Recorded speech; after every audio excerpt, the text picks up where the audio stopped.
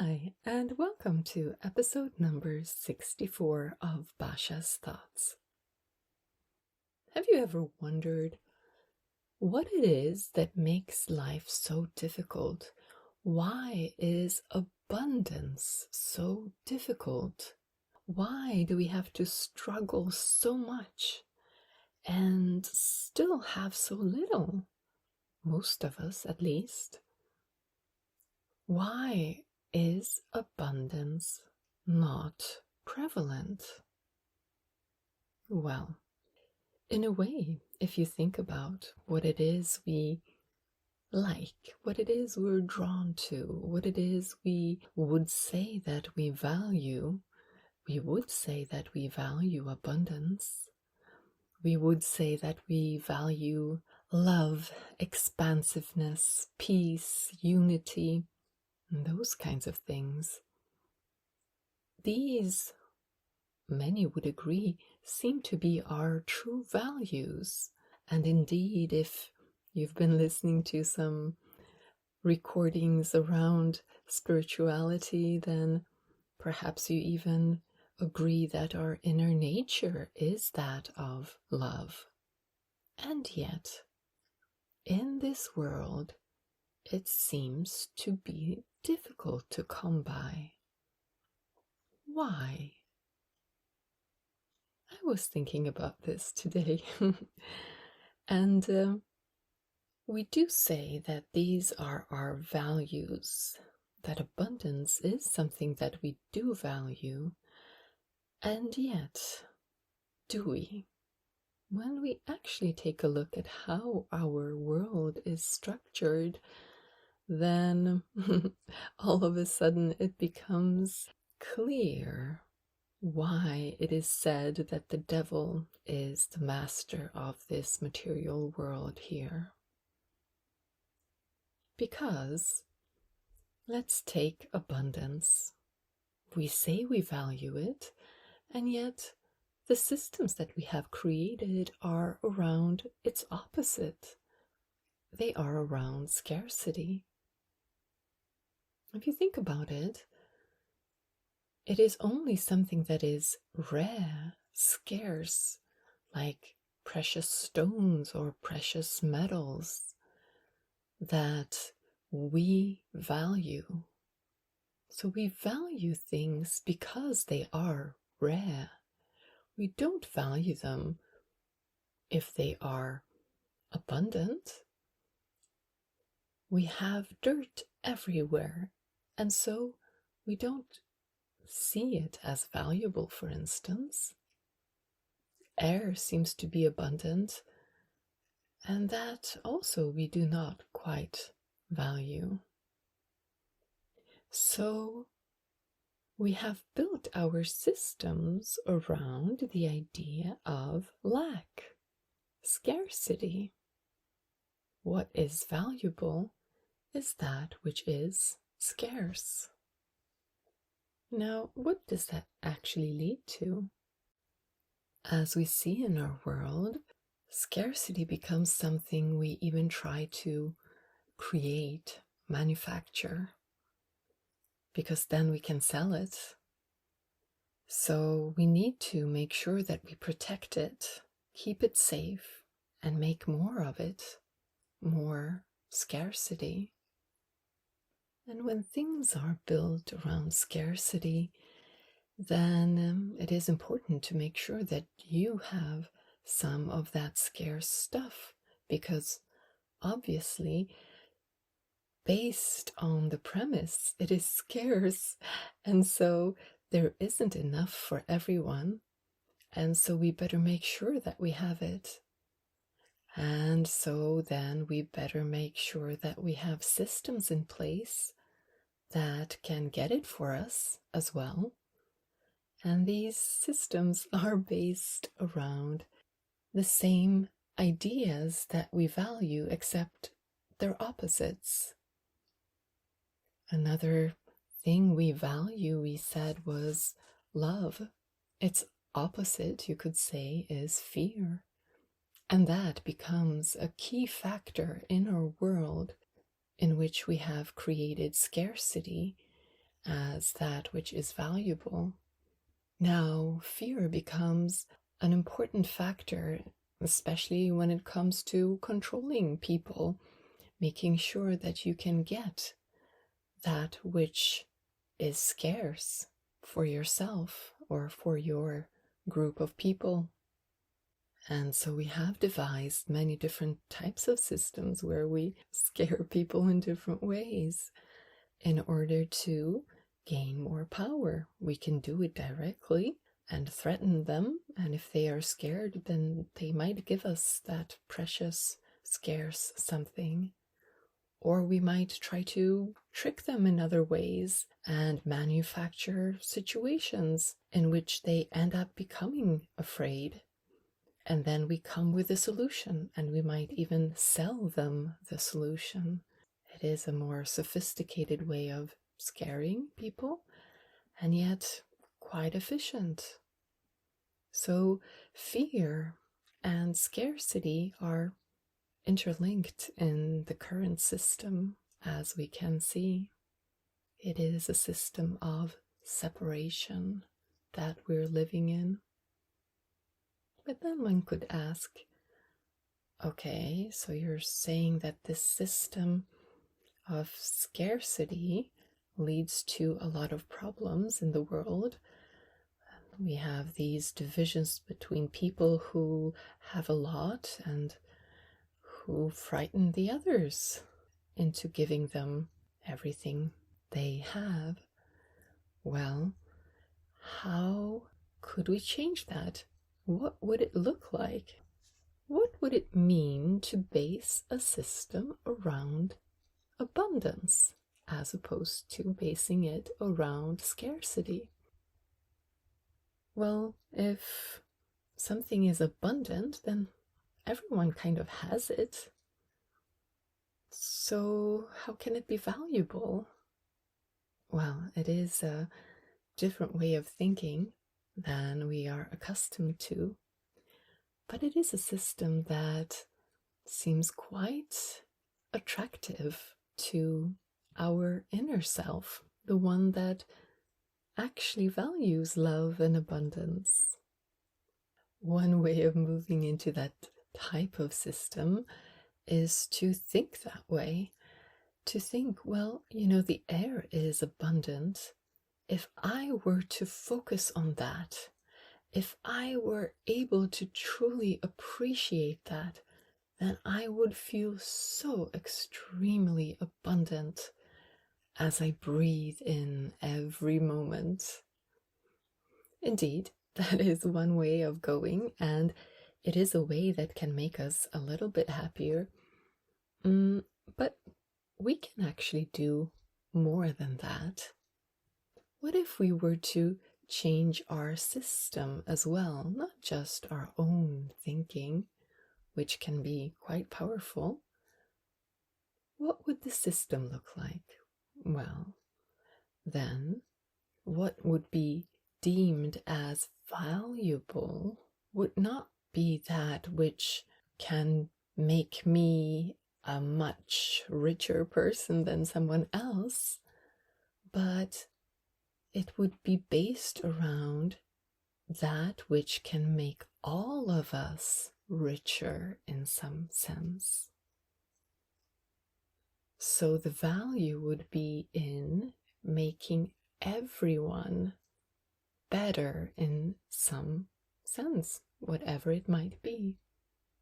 So what we would be looking for is not how can I profit, but how can we all profit? Now, if you've been listening to my podcasts before, then you will recognize this idea. This is, of course, this idea around trying to find concepts where everyone wins instead of trying to compete. This way, we would all be able to create a world in which everyone would have access to things that are even beyond what is possible today. because we would not be competing. We would actually all be looking for the very best solution for all that all could enjoy. So, what would that system look like? Would we just use dirt as money because it's abundant? Well, no. What we would value is not anything that is abundant. Instead, we would value that which is of greatest benefit to all. The greater the benefit to all, the more valuable something would be. And it would be shared in some sense. So, we would encourage everyone to be as creative as they possibly could, because that would be to our benefit, because they would then share it with everyone. So every creation would be shared with everyone in some way. That is the idea around this system, because then we would indeed want the very best for everyone, and we would like to collaborate and not compete, because competition is not what will be valued. Hiding secrets is not of value. Sharing and creating the best possible solutions is that which is valued. And when everything is shared in a way that works, in a way that is constructive for all, well, then there is little lack in this world. We do actually have food to feed everyone. It's just that our systems are not created to do that. We do actually have so many things that we could all use, but right now many of them are private, and so we privately have to own a lot of stuff. The change to that kind of a system is quite profound, because it means that our very way of communicating would change, because our values would change. We would value being able to actually communicate and collaborate, as opposed to right now being torn apart by our current systems into polarization and an inability to listen or collaborate with others. Instead, we judge, and judgment is king, judgment is separation. And in the system of abundance, instead of starting a conversation by judging, who are you? We would start by listening to what it is we have in common, so that we can build from there, so that we can create, and finding ways of making sure that the other person is as happy as they can be, as creative as they can be, and we would welcome differences, because they might illuminate our own vision. They might give us something new. It's not valuable to follow orders, which is a part of our current system. It is valuable to be able to create something completely new. And so such a system would be profoundly different. And a way into it could be that of expansive identification, meaning not seeing myself as just a tiny role that I play, the role of a particular type of human being, perhaps, but expanding into greater potentiality, so that I can move from something that is much greater, so that I can tap into powers that are much more efficient when it comes to creating amazing new things, so that I am not as limited. That would bring about a feeling of freedom, and our way of communicating within such a system would bring about deep, profound, meaningful connection, and our way of acting in the direction of that which is best for all would deepen that meaning. In such a society, one would easily find oneself in abundance, in freedom, joy, and love, instead of struggle. Gain would not equal pain. Instead, we would be creating from a world that is based on unity, love, abundance. But then the systems themselves would also be based around that. So, why is there so little abundance in our world today? Because it is not set up for abundance. It is set up around different types of structures. It is based on lack and scarcity. Value is tied to lack, fear, and scarcity. It is a power structure, pyramidal type of power structure that we are living in. And because our inner nature is not that, we do not find ourselves happy. This is why we struggle. This is why we find it painful, because it is not our inner nature.